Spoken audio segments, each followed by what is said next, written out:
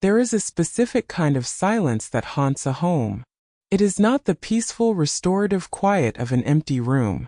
It is the suffocating, heavy silence of something interrupted. Imagine a breakfast table. The coffee has gone cold. A laptop is left open with an email half finished. And the toys of two young children are scattered across the floor, positioned just as they were only a few hours ago. Everything looks normal. Yet everything is profoundly, terrifyingly wrong. We often look at the genre of true crime and we ask ourselves, how could someone be capable of such a thing? But for those of us who have lived long enough, who have weathered the storms of life, and who have seen the complexities of human nature, the more haunting, more existential question is always this: how did we not see it coming? How does a life built on promises, shared dreams, and years of history, dissolve into nothingness within the span of a few hours? Welcome to Archive Mystery. Today we are not simply documenting a case. We are conducting an autopsy on the very concept of the perfect life. We are returning to the stifling heat of August 2018 in Frederick, Colorado. You have likely seen the headlines. You have seen the grainy clips of body cam footage circulating online. But today we are stripping away the sensationalism. We are looking at the unraveling of the Watts family, not through the cold, sterile lens of a courtroom, but through the lens of a quiet, creeping realization. Before the tragedy, there was the digital feed. If you were to scroll through Shannon Watts' social media archives, you would see a life that felt aspirational. It was the American dream, captured in vivid high-definition color. The beautiful suburban home, the two vibrant young daughters, and the supportive, stoic husband. For an audience of our generation, it is easy to understand the comfort of that image. We build our lives around stability. We build our lives around the foundational belief that if you do the work, if you are a dedicated partner, a loving parent, a reliable provider, then the foundation will hold. But behind those polished photos lay a reality that only Shannon knew. It was a reality of late-night messages sent in the dark. The growing distance of a man who had mentally checked out of his own life, long before he committed his final irrevocable act. It is a cautionary tale about the vast, terrifying distance between the lives we project to the world and the silent, agonizing truths we keep behind locked doors. Shannon was a woman fighting for the survival of her marriage. She was typing desperate texts into the void, unaware that the person she was trying to reach had already chosen a path of total destruction. She was looking for a partner, while he was looking for an exit strategy. There is a profound, aching sadness in that. In the idea that we can live with someone for years, wake up beside them every morning, and yet be completely blind to the darkness taking root at the edge of the bed. As we begin this journey, I want you to set aside what you think you know. Forget the shock value. Forget the tabloid spin. We are going to examine the architecture of a tragedy. We are going to look at how a man, who appeared to be the very definition of a good husband, systematically erased his own family. And more importantly, we are going to look at the warning signs that were hidden in plain sight, camouflaged by the normalcy of everyday life. The story of the Watts family is not just about a crime. It is a mirror. It forces us to confront our own perceptions of the people we call family. Because the most frightening thing about this story isn't that monsters live in the woods or hide in the shadows. The most frightening thing is realizing that sometimes they are the ones sitting across from us at the dinner table. The investigation was not a movie-like chase. It was not a race against time through neon-lit streets. It was a grueling, meticulous war of data. Think about it. In the 21st century, we leave a breadcrumb trail of our existence everywhere we go. Detectives didn't just look for physical fingerprints. They looked for digital ghosts. Every time Shannon's phone pinged a cell tower, it told a story. Every time Chris logged into his work portal, he was creating a timestamp of his own deception. The investigators spent hours analyzing gigabytes of information. They compared the erratic GPS coordinates of his work truck against the rigid, unbending timeline of his innocent claims. It is a terrifying thought, isn't it? That our entire lives can be reconstructed, parsed, and judged by a simple spreadsheet of metadata. They didn't need a physical confession to know he was lying. The data had already convicted him. The technology acted as a silent, unerring witness. It peeled back the layers of his performance one bite at a time, until there was nowhere left to hide. Consider the CCTV footage from the neighbor's home. A simple stationary lens pointed toward the driveway. It captured the truck pulling away, at an hour when the rest of the world was fast asleep. That footage was not just a recording. It was the end of the masquerade. In the modern age, we are never truly alone. Our digital footprints follow us like shadows, and sometimes those shadows are the only things that tell the truth. The detectives, sitting in their sterile offices, were watching the collapse of a human life through a computer screen. They watched the pings. They watched the movements. And with every piece of data they processed, the walls of the lie grew tighter around the man who built them. There was no room for ambiguity here. There was no room for misunderstanding. The data was cold. The data was absolute. And most importantly, the data had no empathy for the man who thought he was smarter than the system. He moved through the night, believing he was invisible. But every move he made was being written into the ledger of history. This is the reality of modern investigations. We assume we are in control of our own narratives. We assume that as long as we don't say anything, as long as we keep our faces composed, the truth is safe.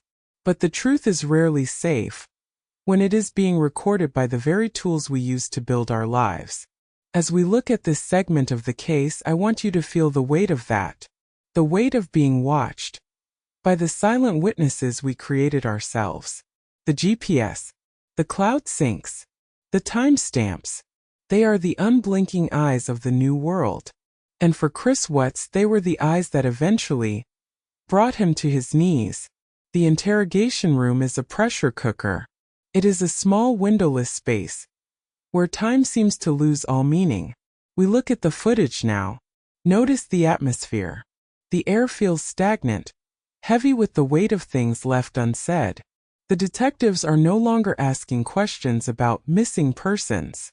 They have stopped playing the role of the sympathetic listener. They are shifting their focus to the why. They are no longer playing by his rules. They are dismantling his reality, piece by piece, brick by brick. Watch his hands. Watch the way he shifts his weight in that uncomfortable cold metal chair. These are not the movements of a man looking for answers. These are the physical manifestations of a man whose world is shrinking. He was so confident in his plan. He was so certain that he was the smartest person in the room. He did not account for the human element of intuition. He did not account for the way a trained investigator can smell the sulfur of a lie, even when it is wrapped in the most perfect performance. This is a study in the psychology of the dark triad: the narcissism, the cold, calculated manipulation, the chilling lack of empathy. He tries to maintain the facade. He tries to lean back, to look relaxed, to offer explanations that sound just logical enough to be believable. But look at his eyes. They are darting. They are searching for a way out. He is looking for a signal from the detectives that they have bought his act. But they aren't buying it. They are watching him like a scientist watches a specimen under a microscope. This is a masterclass in behavioral dismantling. The detectives don't need to shout. They don't need to slam the table. They simply present the facts. One by one, they show him the impossibility of his timeline. They confront him with the silence of his own home.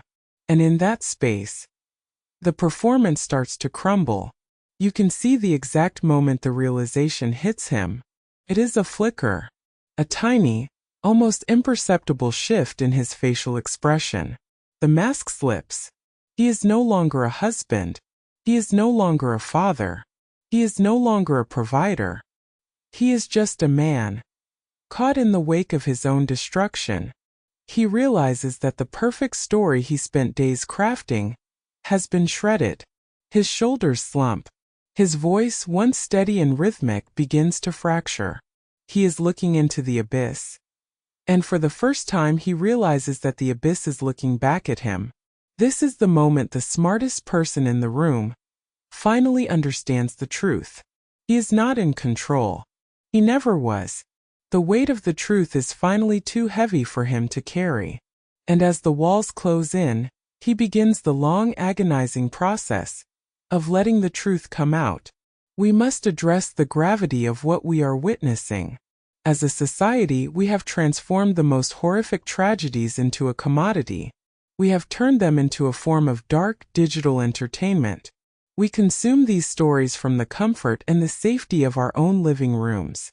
We watch with a mixture of profound horror and, if we are truly honest with ourselves, a sense of morbid curiosity.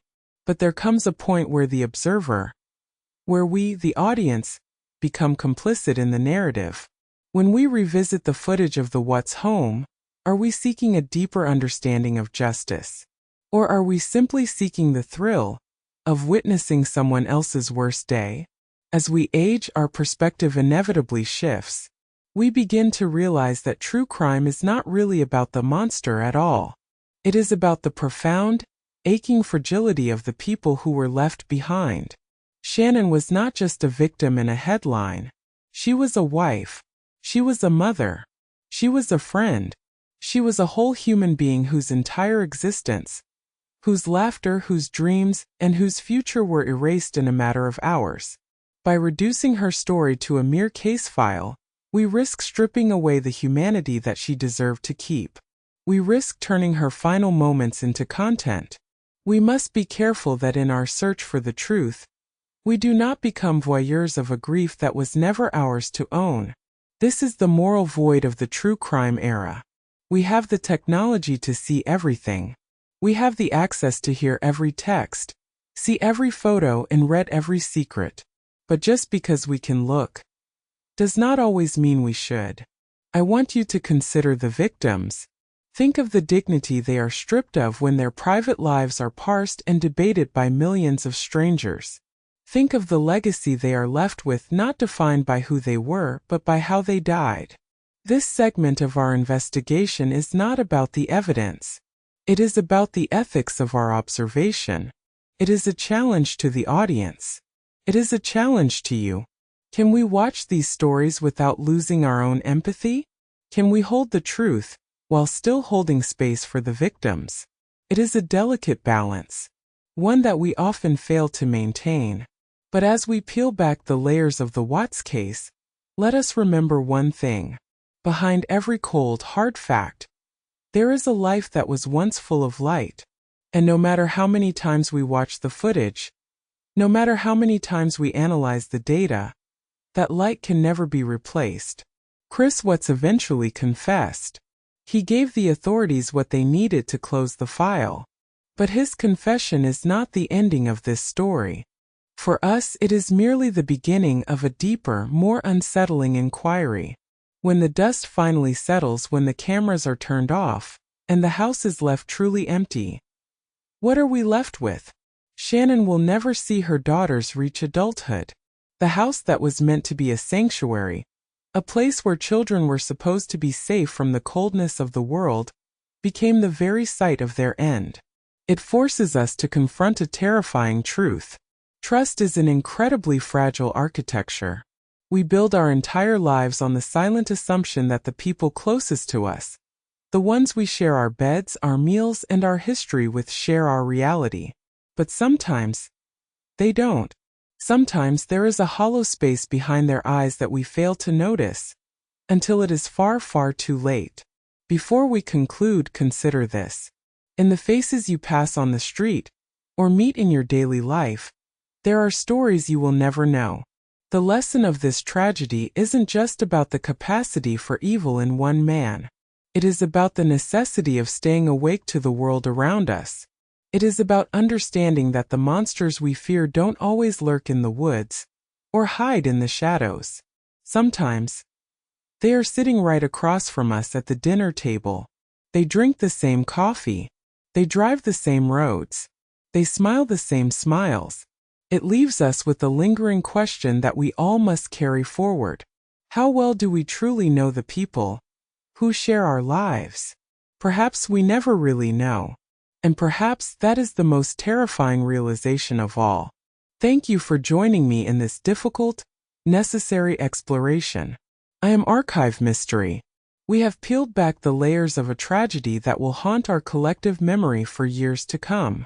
We have looked into the dark, and we have searched for the truth within the silence of a home that was lost.